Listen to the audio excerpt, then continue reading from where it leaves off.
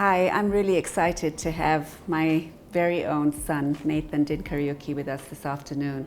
I know in the last few weeks we've been talking a lot about sport, and I have to say, if it wasn't for Naythan, I would not know a thing about sports. So Naythan has really taught me everything that I know about sports. So even if I sound like a bit of an authority, I'm nowhere as accomplished as what I know on the sport about sports as Naythan. Naythan came to us after school, years of talking about astrophysics is what he wanted to do, and broke it to us that he actually didn't want to do astrophysics anymore, but wanted to study football. And I have to say, his dad and I had a bit of a heart attack because we had never actually heard of anybody studying football. So Naythan, tell the viewers what and why you changed from astrophysics to sports. Well, I'd wanted to do astrophysics for most of my teenage years. I think I'd always, for some reason, that was just the thing I wanted to do. But as a player, I played sports in high school, played rugby, hockey, football, the works. And as I got older, I started to realize I was getting closer and closer to no longer being able to play because I wasn't that good, not the best footballer, not the best hockey player. But I always really loved sport and I wanted to be involved in it somehow. So one day, kind of busy scrolling through university courses, and suddenly saw football studies and business. And for some reason, it just hit me like a ton of bricks that is what you're meant to be doing. That's what you're meant to be doing. That's going to make you happy. So I kind of somehow managed to broach the subject with my parents and it worked.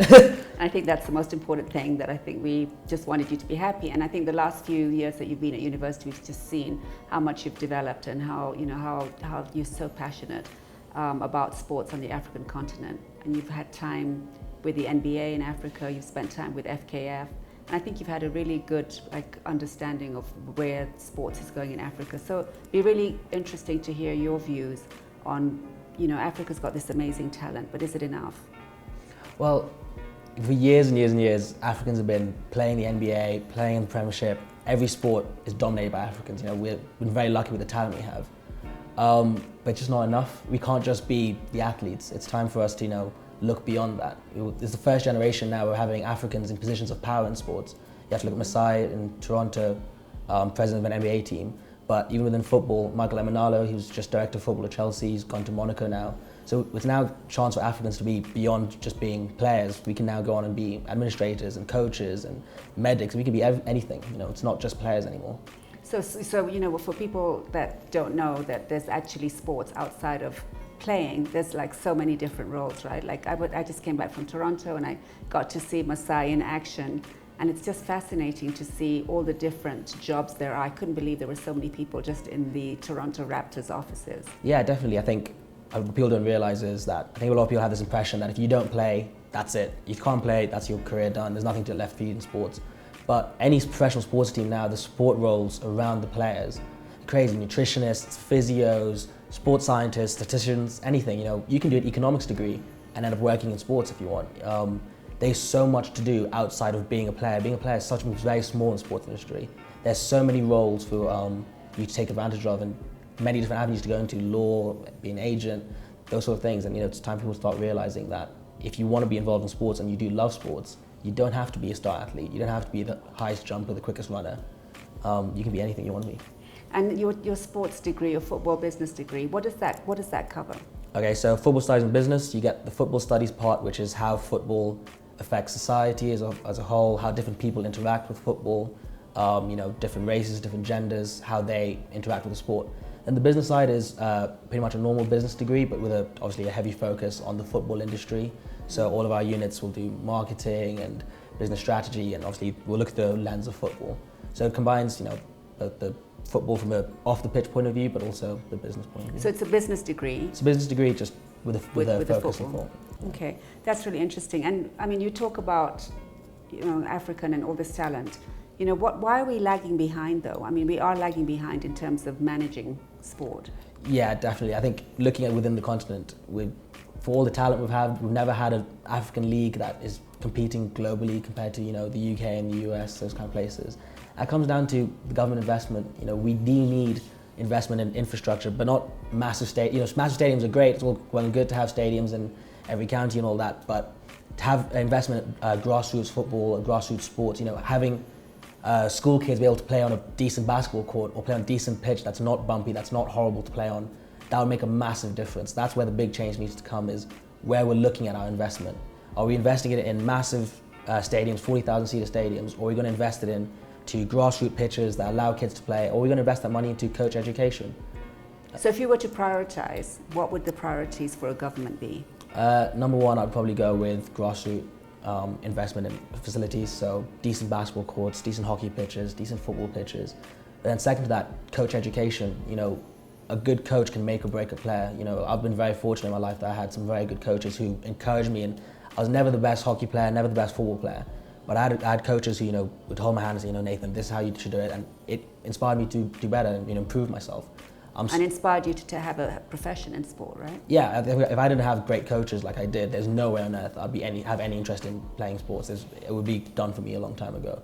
So I think investing in having good coaches and having good support around kids who are coming up, whatever sport it is, you know, it's running, javelin, having a good coach really can be make or break a player. And when you look at, you know, the exposure that you've had with the NBA and particularly with Masai, I think he's been such a role model for you, and that's who you really want to model your life. Yeah, Masai is amazing. When I first read about Masai, he was still in Denver and he had just won Executive of the Year in the NBA. And to read about this guy who's half Nigerian, half Kenyan, never played in the NBA, to go on to be one of the most powerful, most important people in the NBA, it floored me, you know.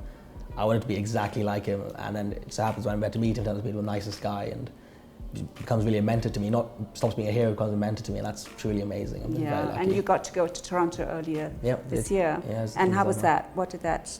That changed everything for me, really. I'd always had an idea about how sports teams run, you know, from my degree and kind of spending time around here. But when you go to a proper, like, international world-class organization like the Raptors, and you see it's amazing. You just see all the different people all doing, you know, their different roles to contribute to the product that ends up going on the court. You know, all the little things, just, you know, the one guy's nutritionist who, the small details he notices about a player and what that effect has on the overall game. It was absolutely amazing. And you also spent time with FKF in the summer, and how was that? So with FKF, that was very interesting because I got to see, obviously, a different side from the Raptors. You know, the Raptors obviously a very established, very grown-up organisation, but the FKF is just kind of, you know, it's rebuilding now. It's, you know, we had a chance to rebuild Kenyan football. It's not been great the last, you know, decade or so. It's not been really that great. So now we're starting again almost from zero, and to be able to get in and see what is being put in with the coach education, with, you know, they didn't have a Twitter account until I got there. So to now see them, like, you know, actually try, you know, putting all these effort to, you know, get coaches educated, be able to get the messaging out there, to now we're hosting Sakafa right now. We're playing at 3, I think, and just seeing the growth that football is going to have in this country is amazing to see that I was there kind of from day one. So do you think the management of football is now in, like, safer hands? Yeah, definitely. I think for many years we were kind of in the wilderness, but I think now we're in much safer hands. I think people need to be patient. When you're dealing with sports, it's not going to make a difference tomorrow. You know, you can't just suddenly have 22 amazing world-class players. It's a long process. It's, you know, 10, 15 years to suddenly we'll start seeing kids coming through who are benefiting from this new focus on football. So it's about having vision, right? Yeah, it's about having vision. You know, you can't expect it to change overnight. Rome wasn't built in a day. It's got to be patience. It's a long process. But if you keep faith and keep on them, you know, making sure that the right people are in charge throughout the journey, we are going to get to a point where suddenly Kenya is a major factor in African football. That's great. And you know Victor Wanyama really well, and he's a friend of yours. But, you know, tell us a little bit about, are we going to have lots more Victor Wanyamas around, or what do you think? Well, I think when you're dealing with sports, it's so much more than just trying to create the next Victor Wanyama. And, like, Victor, I'm very proud of him, obviously playing the Champions League now. To have a Kenyan in the Champions League is amazing. But Victor, when he was coming up, he had 10 teammates. So my question is, what happened to those other 10 teammates? Are they still in sports? What are they doing to contribute to Kenyan football? You know, when you're investing in sports, you get a superstar, and that's great, and you can be proud of them and you can celebrate them, and you should. But you also need to be concerned yourself with, okay, if you're not good enough to play, what can you do? How can you still contribute to the sport? Because Victor's 10 teammates, they probably know more about football than I'll ever know. They can contribute more than I ever could because they have that experience of playing at a much higher level than I did. But if they didn't have the right support around them, they may never get that opportunity to be administrators, to go into coaching, to be referees, to, you there's so many avenues for them that will never get explored if you don't support them correctly.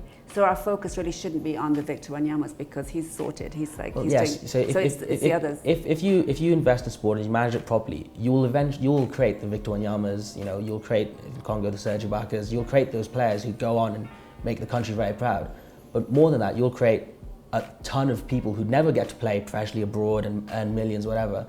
But they can still contribute to the society in different ways. They can contribute to the sports industry locally in a way that that currently they're not getting the same opportunity to.